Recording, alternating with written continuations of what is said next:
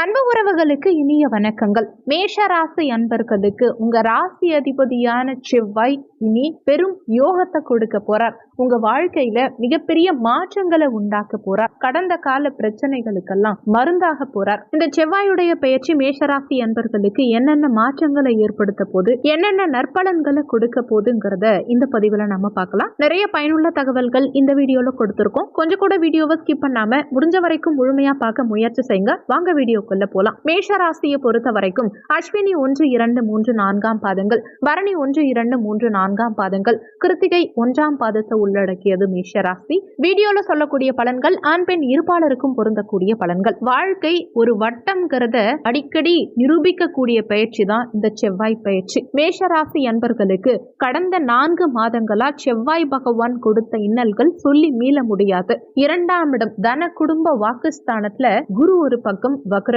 இப்படி இருக்கும்போது ஒவ்வொரு ராசிக்காரர்களுக்கும் ஒவ்வொரு மாதிரியான பிரச்சனைகள் வருதுன்னா, மேஷ ராசிக்காரர்களுக்கு மன வலிகளை அதிகமா கொடுத்திருக்கும். அதிகப்படியான பிரச்சனைகளை மேஷ ராசி அன்பர்கள் கடந்த காலகட்டங்கள்ல ஃபேஸ் பண்ணி இருப்பீங்க. 2024 நல்லா இருக்கும்னு நினைத்த நிறைய மேஷராசி அன்பர்களுக்கு கடந்த 3-4 மாதங்கள் பலவிதமான கஷ்டங்களை கொடுத்ததற்கு முக்கியமான காரணம் செவ்வாய் பகவான், உங்க ராசி அதிபதி தான். இந்த செவ்வாய் பயிற்சி உங்களுக்கு அவ்வளவு தொல்லைகளை கொடுத்திருக்கும். அதுவும் நீச்சமாயிட்டார். உங்க ராசி அதிபதியும் செவ்வாய் தான், அஷ்டமாதிபதியும் செவ்வாய் தான். அப்பேற்பட்ட செவ்வாய் பகவான் நீச்சமாகும் போது உயிருக்கு ஒப்பான சம்பவங்களை சில இடங்கள்ல ஏற்படுத்தியிருப்பார். நம்ம வாழ்க்கையில தவறான முடிவை எடுக்கலையே தவிர அந்த தவறான முடிவை மன ரீதியா எடுக்கும் சூழ்நிலையை உருவாக்கிட்டாருன்னே சொல்லணும். இந்த செவ்வாய் எப்படியும் ஒரு நாள் பயிற்சியாகி தான் ஆகணும். இந்த விதி மாறும் ரகசியம் தான் இந்த செவ்வாய் பயிற்சி. உங்களுக்கு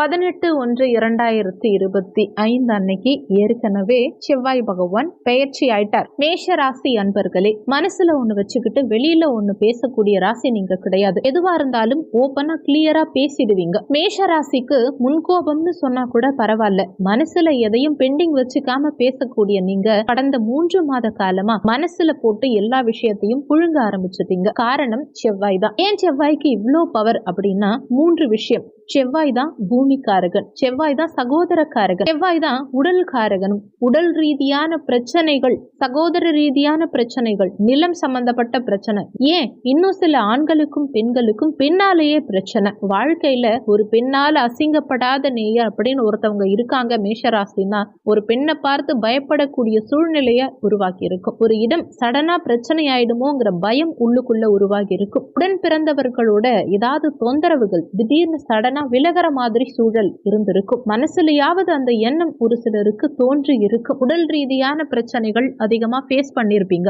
இதுக்கெல்லாம் ஒரே காரணம் செவ்வாய் தான்.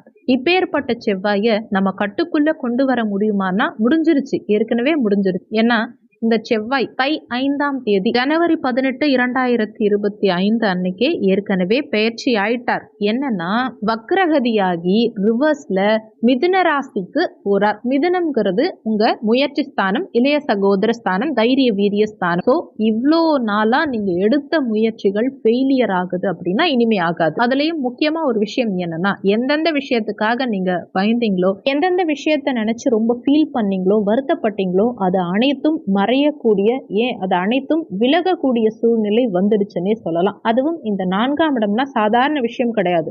சுகத்தாயார் ஸ்தானம் இது.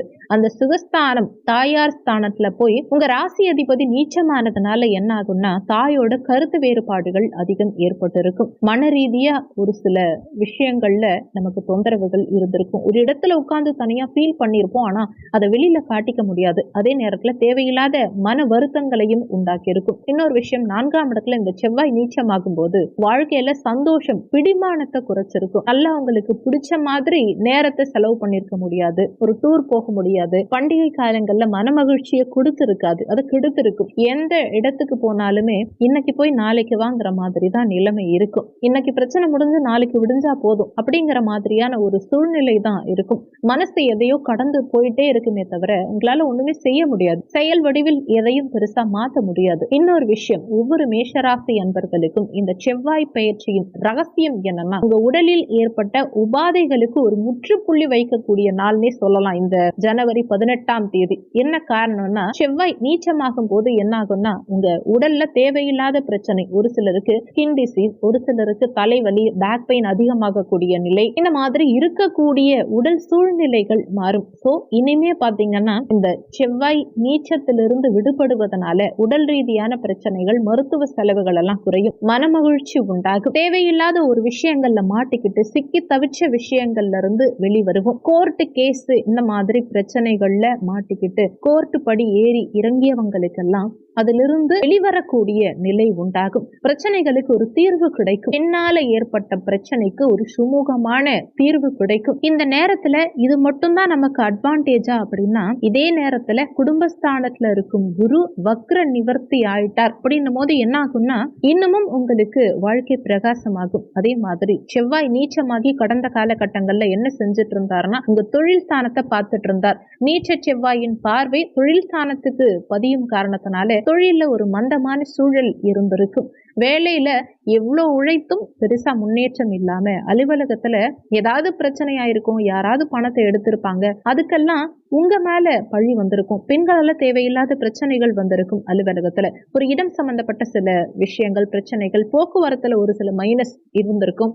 ஆனா செவ்வாய் நீச்ச நிலையிலிருந்து விடுபட்டு வக்ரகதியில 3ஆம் இடத்துல பிரவேசித்து 9ஆம் இடம் பாக்கிய தந்தை ஸ்தானத்தை பார்க்கிறார். தந்தை வழி உறவுகளுக்குள்ள இந்த காலகட்டத்துல பாண்டிங் அதிகரிக்கும். தந்தை வழியில ஏற்பட்ட பிரச்சனைகள் எல்லாம் ஒரு முடிவுக்கு வரும். பாக்கிய ஸ்தானத்துக்கு செவ்வாய் பார்வை கிடைக்கும் போது விட்டு போன நிலங்கள், கேஸ், அதாவது பூர்வீகம் சம்பந்தப்பட்ட பிரச்சனைகளுக்கெல்லாம் ஒரு விடிவு காலம் பிறக்கும், முடிவு பிறக்கும். இன்னமும் டீட்டெயிலா ஒரு விஷயம் சொல்லணும்னா, இந்த செவ்வாய் பெயர்ச்சி உங்களுக்கு சாதகமாகவும் விதி மாற்றக்கூடிய காலமா இருந்தாலும் நீங்க 3 விஷயங்களை செய்யணும்.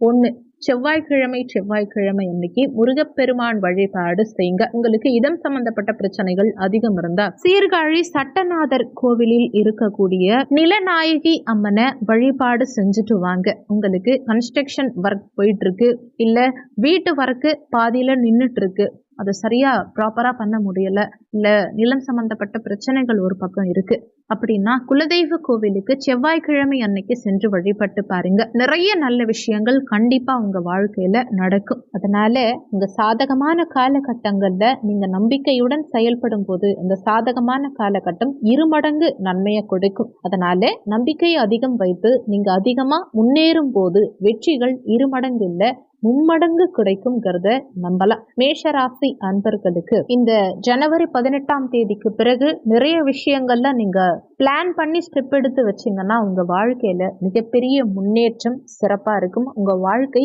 பிரகாசமா இருக்கு. இறை வழிபாடு இந்த காலகட்டத்துல உங்க வாழ்க்கையில பல மாற்றங்களை உண்டாக்கும். இந்த வீடியோ நிச்சயமா உங்களுக்கு பயனுள்ளதா இருந்திருக்கும். மற்றவங்களுக்கும் பயன்படணும்னு நினைச்சீங்கன்னா உங்க ஃப்ரெண்ட்ஸ் அண்ட் ரிலேட்டிவ்ஸ்க்கு ஷேர் பண்ணுங்க.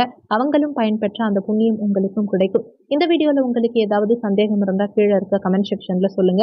நன்றி. மற்றும் ஒரு நல்ல பதிவோடு மீண்டும் உங்களை சந்திக்கிறோம்.